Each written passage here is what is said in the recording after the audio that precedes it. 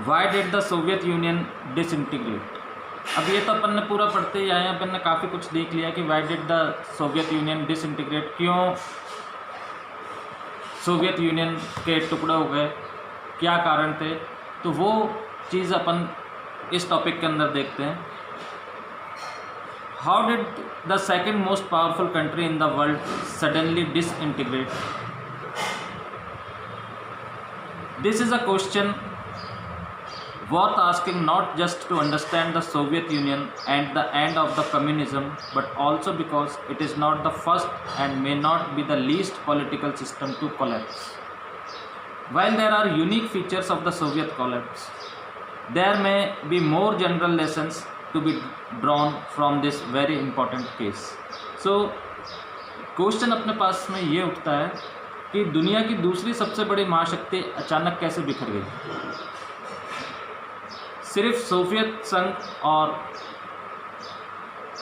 Socialism के अंत को समझने के लिए यह सवाल पूछना क्या ज़रूरी नहीं है? बिल्कुल ज़रूरी है कि ये एकदम से कैसे बिखर गई। इतना बड़ा दुनिया की सबसे बड़ी महाशक्तियों में से एक महाशक्ति कैसे एकदम से बिखर गई। यह सवाल किसी भी राजनीतिक व्यवस्था के पतन को समझने के लिए ज़रूरी है, यानी कि किसी भी पॉलिटिकल स्टेटस को गिरने के लिए बहुत ज़रूरी है ये कि भाई क्यों गिरी, क्या कारण थे। ये पॉलिटिक्स जो है, तख्ता पलट जो होता है, ये आइडियोलॉजीज़ जो होती हैं, ये क्यों गिर जाती हैं, उसके पीछे क्या रीज़न होता है। अब ये कम्युनिज़्म की जो विचारधारा थी, ये विचारधारा, ये आइडियोलॉजी एकदम से ही क्यों गिर गई। ऐसे रशिया में नहीं, कई देशों के अंदर ऐसा हुआ है कि जो अलग अलग आइडियोलॉजी के जो थे, उसमें से अगर एक आइडियोलॉजी वाले लोग रूल करते हैं तो वो क्या होता है, ठीक है थोड़े दिन तक तो किया, उसके बाद क्या होता है, अगर सही नहीं चलते हैं तो फिर वो तख्ता पलट हो जाता है और गिर जाता है। यानी मीन्स आइडियोलॉजी लोग जब तक बर्दाश्त करते हैं, एक डिक्टेटर को, एक आइडियोलॉजी को लोग जब तक बर्दाश्त करेंगे जब तक कि उनका वेलफेयर होता रहेगा। अगर जनता का वेलफेयर नहीं हुआ और अगर वो ये देखेंगे कि दूसरे तो हमसे आगे निकल रहे हैं और हम उनसे पिछड़ रहे हैं, तो नेचुरली है जो कोई भी गवर्नमेंट रूल कर रही होगी उसका पतन क्या है, उसका गिरना ज़रूरी हो जाता है। तो यही केस थे कि सोवियत संघ के विघटन के, यानी कि डिसइंटीग्रेशन के कुछ डिसइंटीग्रेशन के जो टुकड़े हुए, उसके जो कह सकते हैं उसको कि इस मामले में हम एक कॉमन सब्जेक्ट सीख सकते हैं, एक बात सीख सकते हैं कि क्यों सोवियत संघ के टुकड़े हुए। और अपन ये देखेंगे इस पूरे पैराग्राफ के अंदर कि क्या रीजंस थे सोवियत संघ के टुकड़े होने के। There is no doubt the internal weaknesses of Soviet political and economic institutions which failed to meet the aspirations of the people. More responsible for the collapse of the system is economic stagnation for many years led to severe consumer shortages, and a large section of society of Soviet Union began to doubt and question the system, and to do so openly. So इसमें कोई संदेह नहीं है कि Soviet संघ की राजनीतिक और आर्थिक जो समस्याएं थी वो उसकी अंदरूनी कमजोरी बनती जा रही थी, यानी कि पॉलिटिकल और इकोनॉमिक दोनों ही उसके इंटरनल कमजोरियां बनती जा रही थी। और वो लोगों की, जैसे मैंने बताया, लोगों की एस्पायरेशंस, लोगों की जिसको अपन बोल सकते हैं आकांक्षाओं पर पूरा नहीं कर पा रही थी, क्योंकि एक तरफ तो क्या हो गया था, इकोनॉमिक स्टैग्नेशन, और दूसरी तरफ पॉलिटिकल सिस्टम वीक होता जा रहा था। यही सोवियत संघ के पतन का कारण रहा, और यही सोवियत संघ के पतन का कारण रहा, एक तो पॉलिटिकल वीकनेस और दूसरी इकोनॉमिक स्टैग्नेशन। जो कि लोगों की एस्पायरेशंस, लोगों की, जनता की जो आकांक्षाएं थी उसको वो पूरा नहीं कर पा रही थी। कई सालों से तो इकोनॉमिक के ऊपर, पूरी इकोनॉमी के अंदर क्या स्टैग्नेशन था, यानी कि इकोनॉमी क्या है, रुक सी गई, चल नहीं रही थी, वो रुकी हुई थी।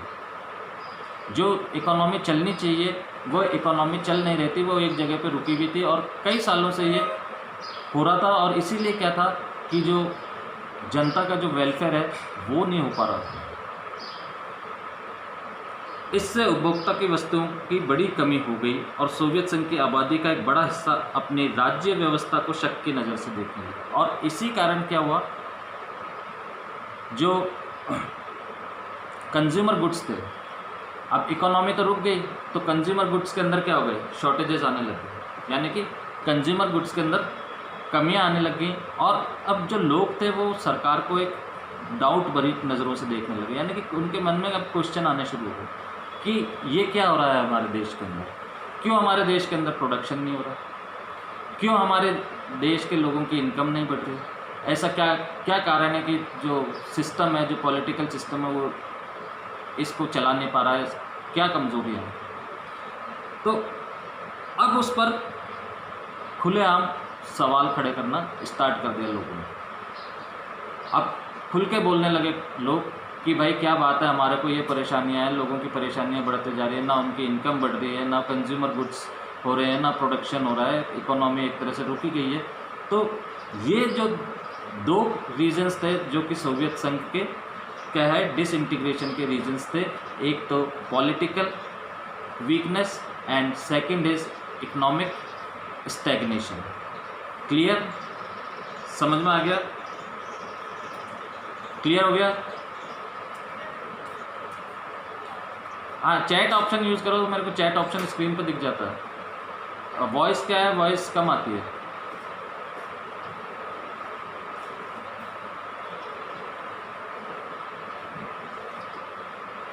ओके, वी मूव अहेड, आगे बढ़ते हैं। Why did the system become so weak and why did the economy stagnate?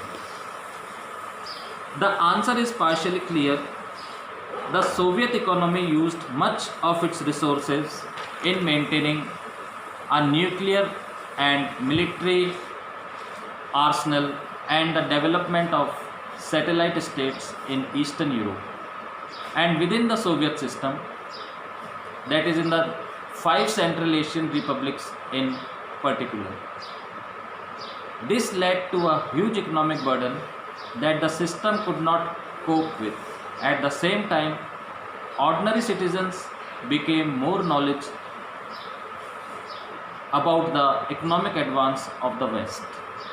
They could see the disparities between their system and the system of the West. After years of being told that the Soviet system was better than the Western capitalism, the reality of its backwardness came as a political and psychological shock. So here, why did the system become so weak and why did the economy stagnate? ये व्यवस्था इतनी कमज़ोर कैसे हो गई, Soviet system इतना कमज़ोर कैसे हो गई, और क्यों इकोनॉमिक स्टैग्नेंट हो गई, क्यों इकोनॉमी रुक गई? The answer is very clear. Answer बिल्कुल क्लियर है. क्या है आंसर? इस सिलसिले में एक बात एकदम स्पष्ट है, वो है कि सोवियत संघ ने अपने संसाधनों मीन्स रिसोर्सेज का अधिकांश यानी कि ज़्यादातर हिस्सा किस पर लगाया? परमाणु हथियार बनाने में और सैन्य साजो सामान बनाने में लगाया। यानी कि उसकी होड़ थी अमेरिका के साथ, कैपिटलिज्म तो था नहीं, तो उसने सारा अपने रिसोर्सेस किस पे लगाए? न्यूक्लियर वेपन्स बनाने में और आर्सनल करने में, मीन्स सैन्य साजो सामान बनाने पर लगाया उसने। और फिर उसने अपने जो रिसोर्सेस थे वो पूर्वी यूरोप में अपने देशों के विकास पर भी खर्च किए ताकि सोवियत नियंत्रण में वो देश रहे। जो अब ईस्ट यूरोप के अंदर जो कंट्री थी उसको भी उसने हेल्प करी और अपनी रिसोर्सें लगाई ईस्टर्न यूरोपियन कंट्रीज़ के अंदर, काहे के लिए कि वो सोवियत संघ के नियंत्रण के अंदर रहे, उसके कंट्रोल में रहे। इससे सोवियत सिस्टम को इसका सामना नहीं कर सकी। इसी के साथ एक और बात हुई, वेस्टर्न कंट्रीज़ की तरक्की के बारे में सोवियत संघ के आम नागरिकों की जानकारी बढ़ी।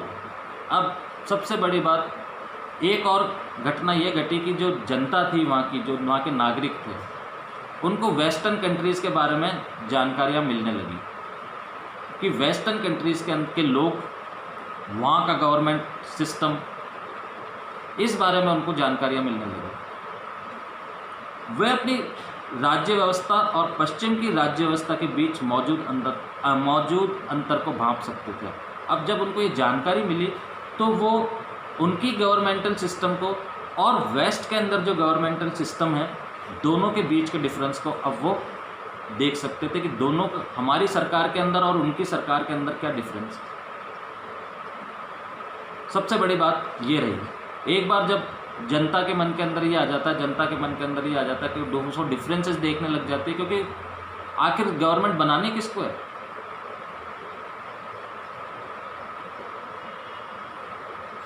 मैं बता दूंगा 5 सेंट्रल्स क्या है।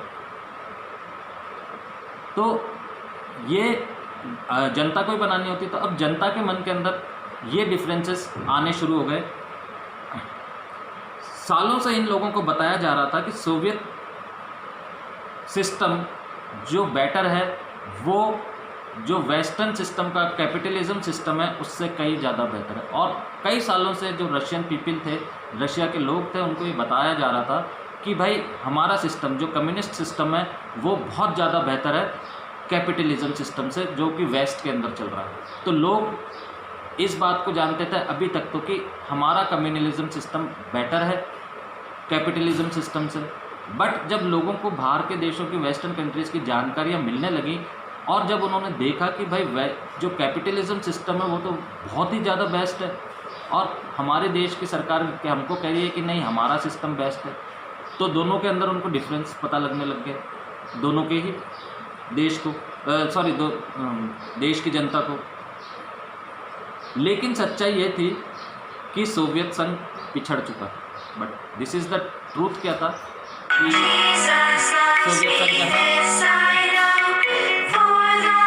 कि सोवियत संघ क्या था, पिछड़ चुका था, यानी कि वो